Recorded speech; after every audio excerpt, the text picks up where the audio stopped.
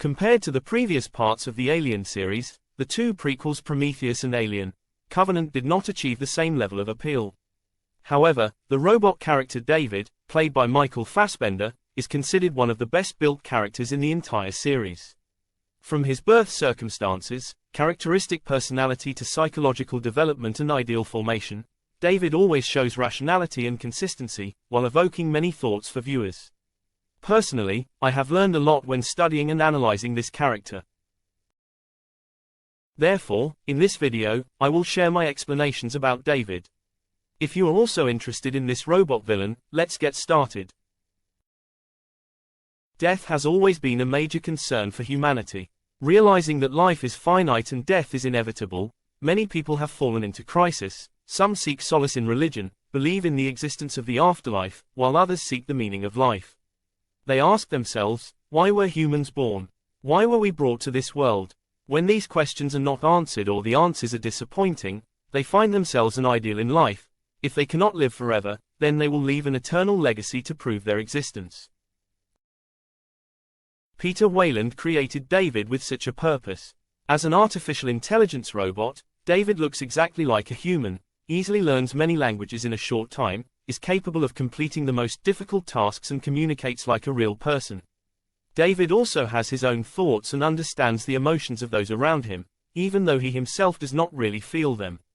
An AI created in the image of a human but immortal and omnipotent, David is the most ideal legacy a person can leave.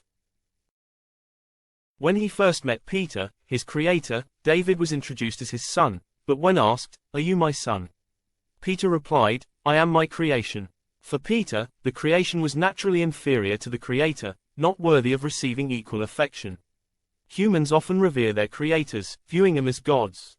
But David quickly realized the absurdity of this. Apart from creating him, Peter was nothing more than David. Peter did not know who created him.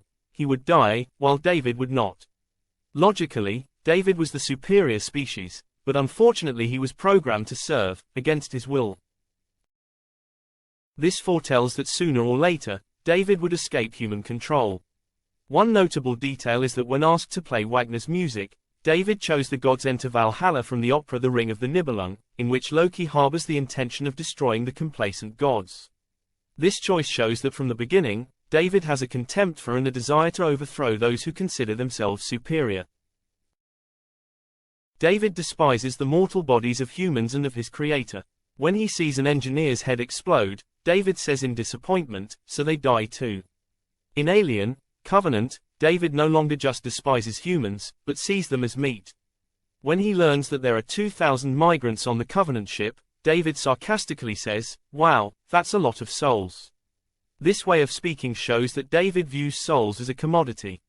His extreme rejection of what he does not have or what humans think he does not have has led David to despise all living beings. However, David is more human than he thinks. He is also happy, sad, frustrated and proud, as shown through his reactions to Peter. He was created in the image of a human, but without the nurturing of love, David became twisted, possessing arrogance, selfishness and cruelty, the very traits he hates most in humans.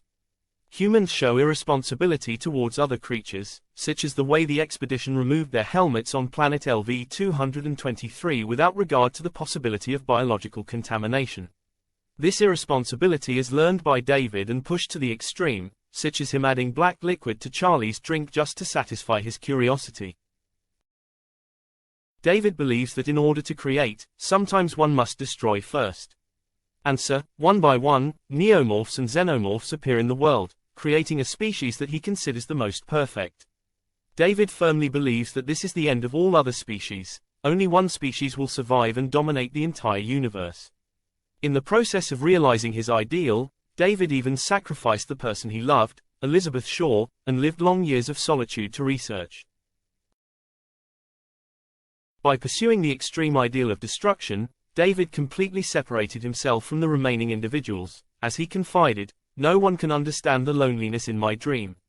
By creating the most superior species, David believed that he had surpassed humanity and reached the stature of a god, although he himself did not deify his creator. Subscribe to our channel today so you don't miss out on the latest and greatest content.